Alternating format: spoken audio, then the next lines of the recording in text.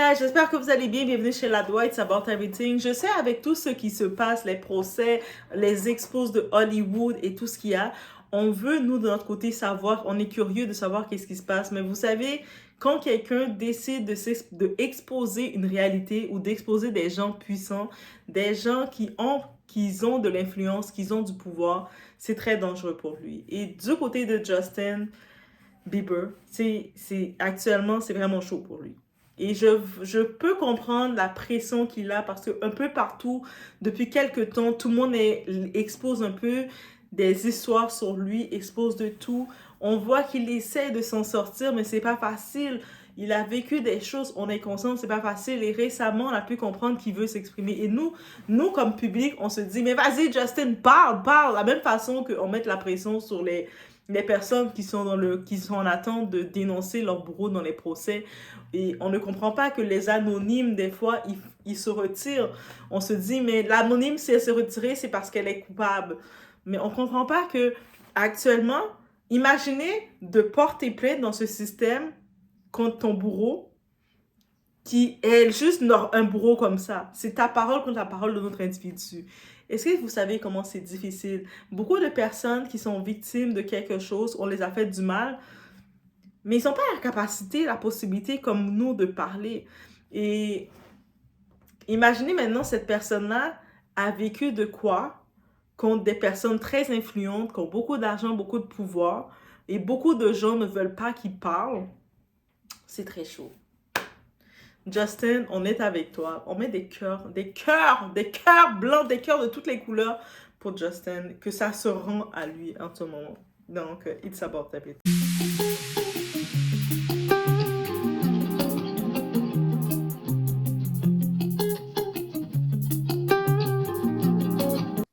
Salut tout le monde, c'est Justin. Je voulais vous tenir au courant. Comme vous pouvez le voir sur mon visage, j'ai ce syndrome appelé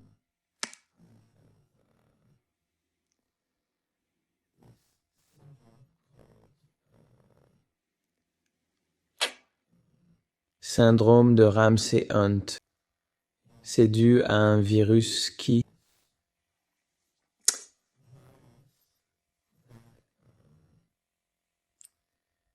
attaque le nerf de mon oreille et mes nerfs faciaux, causant une paralysie.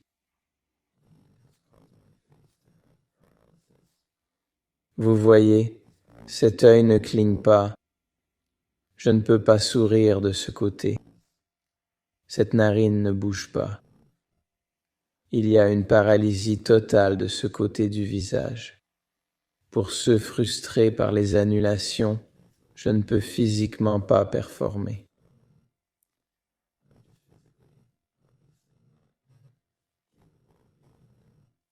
C'est sérieux, comme vous le voyez. J'aimerais que ce ne soit pas le cas. Mon corps me dit clairement de ralentir. J'espère que vous comprenez. Je vais me reposer pour revenir à 100% et faire ce pourquoi je suis né.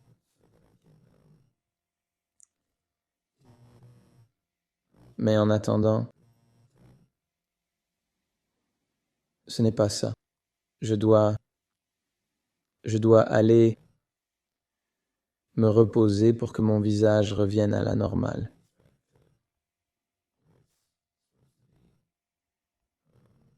Je vous aime tous. Merci pour votre patience. Je vais aller mieux. Je fais des exercices pour que mon visage redevienne normal. Ça reviendra à la normale. C'est juste une question de temps.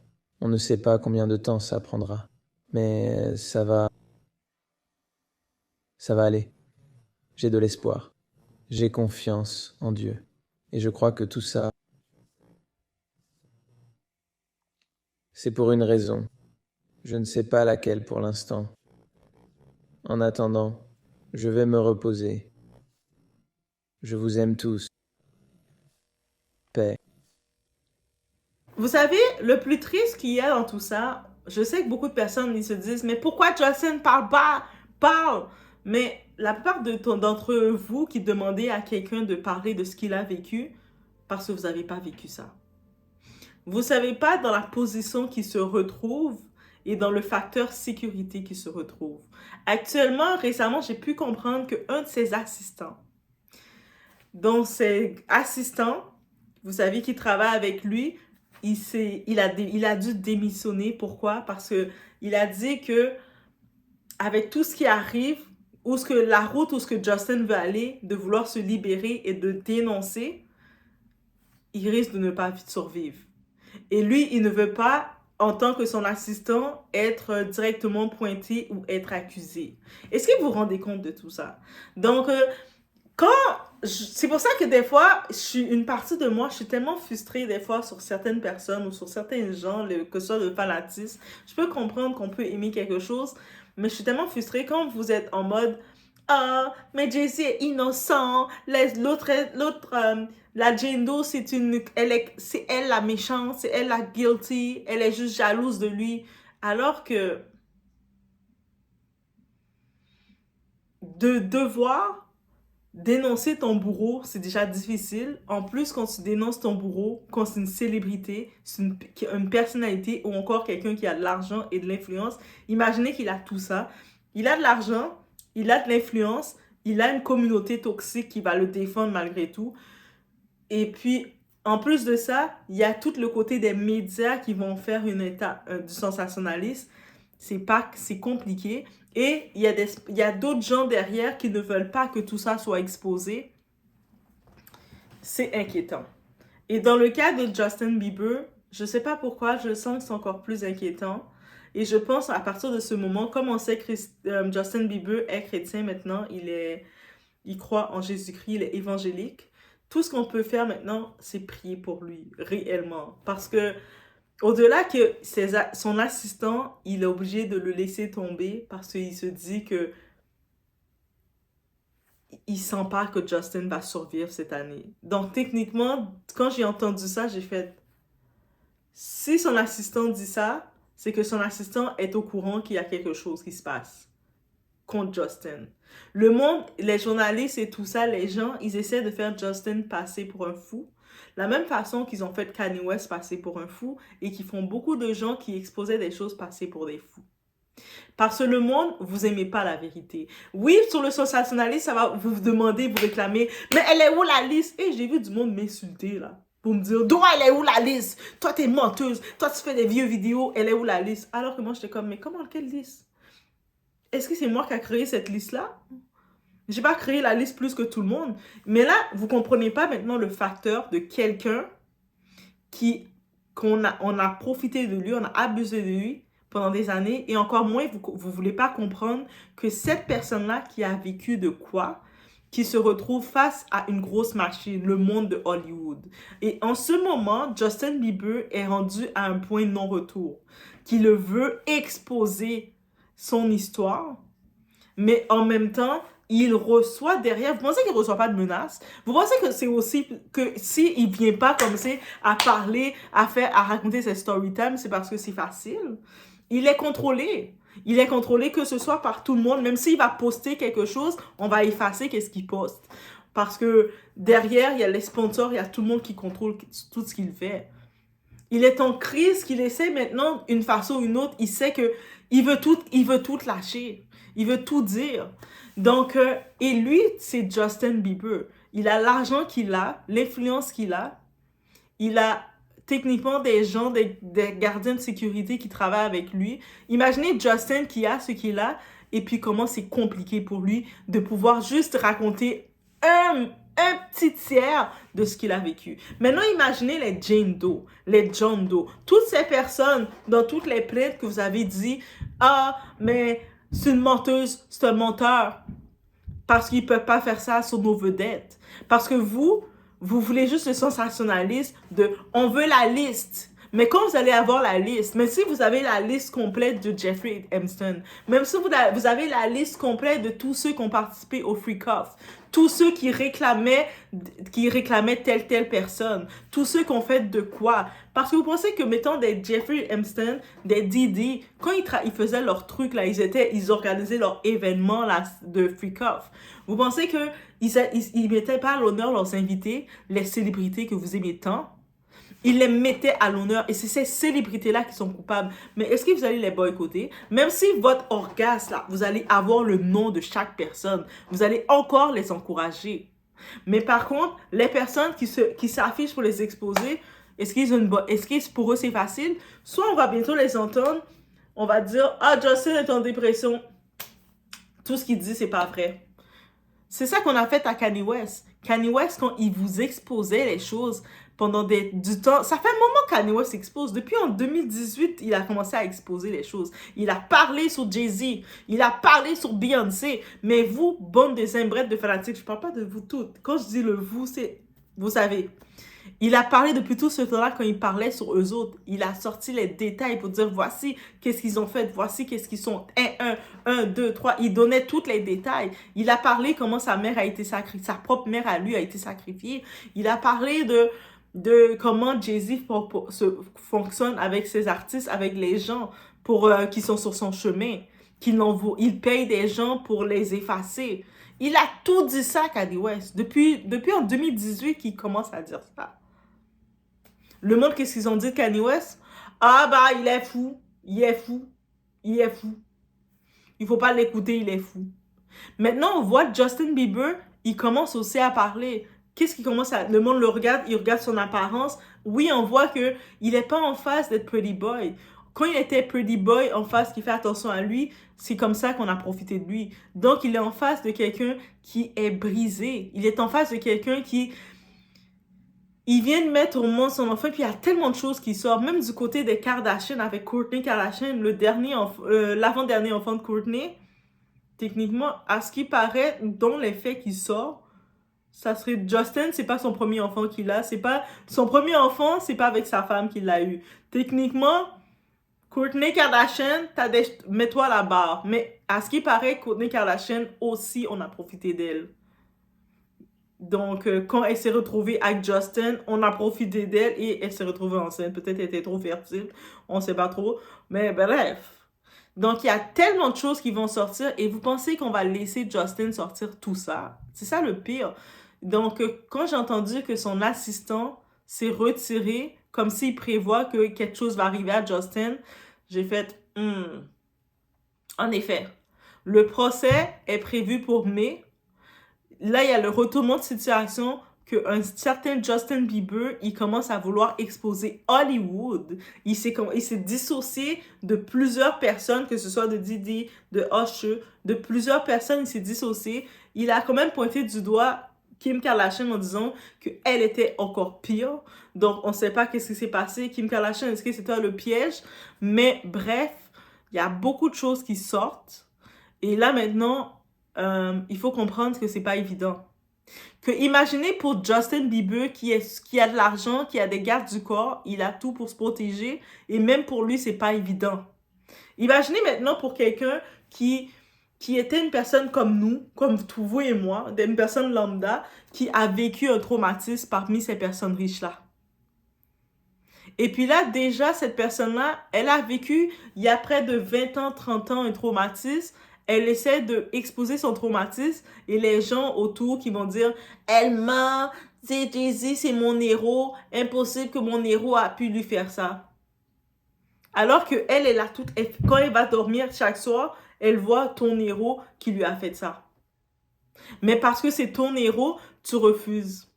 Et imagine que pendant que tu es en train de défendre ton héros, que tu ne connais pas, toi, tu as peut-être ta nièce, tu as peut-être quelqu'un dans ta famille que tu connais qui a aussi vécu un traumatisme similaire à cette personne-là et qui te voit, toi, en train de défendre le bourreau. Donc après, tu vas t'étonner que la personne dans ta famille que tu aimes, qui a vécu quelque chose, n'ose pas te parler, n'ose pas se confier à toi parce qu'elle dit de toute façon, elle va toujours défendre les bourreaux. Après, quand tu vois la personne que tu aimes dans ta famille fait un geste irrévocable, tu vas te dire, mais pourquoi elle a fait ça? Elle pouvait se confier à moi, mais pourquoi elle serait confiée à toi? Parce que quand elle te voit que t'es une zimbrette, t'es une déséquilibrée, tu défends des stars que tu ne connais pas, elle sait que ça sert à rien qu'elle te raconte ses malaises. Donc, quand vous défendez vos vedettes que vous connaissez pas, rappelez-vous que ceux que on accuse vos vedettes, il y a des personnes qui sont pas des vedettes qui l'ont fait peut-être à votre proche. Et c'est pour ça que moi, quand je fais ces vidéos-là, je dénonce les vedettes. Je sais que derrière, on donne un espoir à d'autres personnes de aussi pouvoir dénoncer ceux qui les ont fait de quoi. Parce que oui, on a été influencé par les vedettes. Et donc, on peut comprendre que les vedettes ne sont pas parfaites, ils peuvent faire du mal. On peut aussi, dans notre cerveau, comprendre que on ne doit pas accepter que quelqu'un d'autre nous a fait du mal. Donc, c'est vraiment dans cette roue-là que je suis. Donc, j'envoie mon énergie à Justin Bieber et à toutes ces personnes-là qui sont dans le combat continuel de ce qu'on les a fait. Parce que quand tu as vécu, qu'est-ce que tu as vécu? Tu as vécu et tu sais que tu vas pas avoir le support de tes proches. Que la personne soit une superstar qui t'a fait de quoi, tu vas pas avoir le support. Combien de personnes qui ont vécu de quoi auprès de leur pasteur? Et puis tu vois, le pire, quand leurs pasteurs les ont fait de quoi, tu vas avoir des fidèles zélés, les zombies des églises qui vont dire « Ah, mais c'est un pasteur, on peut pas l'accuser, c'est un homme de Dieu. » Ou que tu vas voir quelqu'un qui a vécu quoi que ce soit, qui vit dans son traumatisme, qui essaie de faire comme si de rien n'était et qui te voit qui est en train de défendre un bourreau. Voici qu'est-ce que c'est. Donc, c'est pour ça que je comprends tellement le combat de Maître Tony Buzbee. Même si on veut l'accuser, on veut dire que c'est un mauvais avocat, il fait du sensationnalisme. Mais actuellement, comme avocat, il défend les victimes. Il défend des personnes nobody. Il défend des personnes comme vous et moi. Face à des grosses machines, à des machines qu'on n'aurait pas accès. Justin Bieber vient de nous prouver ce système. Lui-même, Justin Bieber, est menacé. Les employés de Justin Bieber, ils se retirent de lui parce qu'ils savent qu'il commence à compter son temps. Est-ce qu'on va voir Justin Bieber faire toute l'année 2025, qu'ils se disent? Est-ce qu'il n'y a pas un calendrier compté pour Justin Bieber? Pourquoi? Parce que Justin Bieber veut parler. Il veut expliquer qu'est-ce qu'il a vécu. Et c'est pour ça que oui, des fois, quand je vais voir des commentaires, et je vais être encore plus agressif maintenant quand je vais voir des commentaires de personnes qui vont venir en mode « Ah, mais non, t'es jalouse, Jay-Z, Diddy, Beyoncé, ils sont innocents. » Ce sont des démons, ils ont vendu leur âme pour être où ce qu'ils sont. Et ça a été prouvé, ils ne sont pas les seuls. Et oui, je vais les dénoncer, peu importe leur couleur de peau, qu'on dit qu'ils sont noirs, on doit accepter la médiocrité depuis que quelqu'un est noir, on doit accepter sa médiocrité, mais pas dans mon monde à moi. Ils ont fait trop de mal à des gens. Que ce soit les Usher qu'a livré Justin Bieber. Bref, je vous laisse sur ce, faites attention à vous. Bien sûr, à 100%. Ouais, 100%. Ça aurait été non, mais non. C'était mauvais. Ça l'aurait été, ouais. Je sais pas si je serais en vie. C'était sombre, très sombre.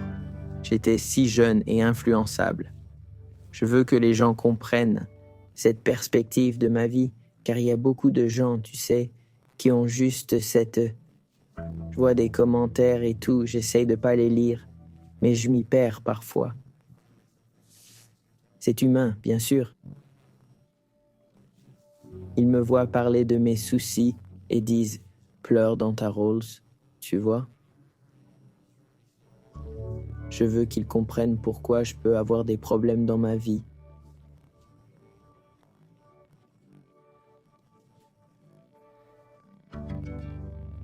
On a tous des désirs égoïstes, de mauvaises pensées. On n'est pas parfait. Au fond, je ne crois pas que les humains soient bons. On pourrait déformer mes propos, mais ce n'est pas ce que je dis. Je ne sais pas. Dites votre vérité. J'ai l'impression qu'au fond, je lutte chaque jour contre la tentation et les choses instinctives à faire. Que ce soit, vous savez, peu importe, mentir, être cupide, tout ce qui vient naturellement, ces choses-là viennent naturellement. Je dois lutter pour ne pas être ainsi. C'est peut-être ma particularité. Peut-être que c'est juste moi. Et je l'accepte simplement. Et je sais que ce n'est pas qui je suis. Car l'humanité, vous savez, en est arrivée à un point où elle est brisée. Regardez autour de vous. Je veux dire, la douleur qui... tant de souffrance. Et oui. La douleur dans ce monde, c'est tellement évident. Les gens cherchent de l'espoir. Ils cherchent une issue. Ils cherchent une échappatoire. Ils cherchent la vérité. Ils cherchent, oui. Et j'ai simplement eu l'opportunité dans mon parcours de voir un Dieu qui m'accepte et m'aime. On l'appelle le Sauveur. Et je crois que c'est vrai. Jésus m'a sauvé. Je sens que Dieu, vous savez, quand il nous voit, il n'est pas ce Dieu que les gens, beaucoup pensent qu'il est comme jugeant, mais un Dieu qui nous accepte tels que nous sommes et nous aime malgré nos peines et nos imperfections. Jésus n'était pas ce type de l'élite religieuse, vous savez, il est venu, mais il était dans la boue, et il m'a trouvé dans ma boue et m'en a sorti. C'est pourquoi mon histoire, c'est pourquoi je n'ai pas peur. Je ne veux pas, je veux en parler, sans l'imposer aux gens. Je ne veux jamais être quelqu'un qui essaie de convaincre les autres de croire ce que je crois. Je pense que Dieu convainc les gens, mais je veux partager mon histoire pour que, si ça parle à quelqu'un, il puisse en tirer des leçons. Tu sais, ces discussions vont apporter du changement et une prise de conscience chez les gens qui peuvent se dire « Je dois vraiment m'examiner. Où en suis-je? Et si Justine peut être vulnérable là où il est, alors je peux faire pareil. Les gens m'ont mis sur un piédestal. Je n'ai pas demandé ça, tu sais. Bien sûr, j'adore faire de la musique, mais beaucoup de gens l'aiment aussi sans être dans ma position. Donc, je ne peux pas dire que je me suis mis moi-même dans cette situation. J'essaie juste de bien gérer ça et mes relations aussi.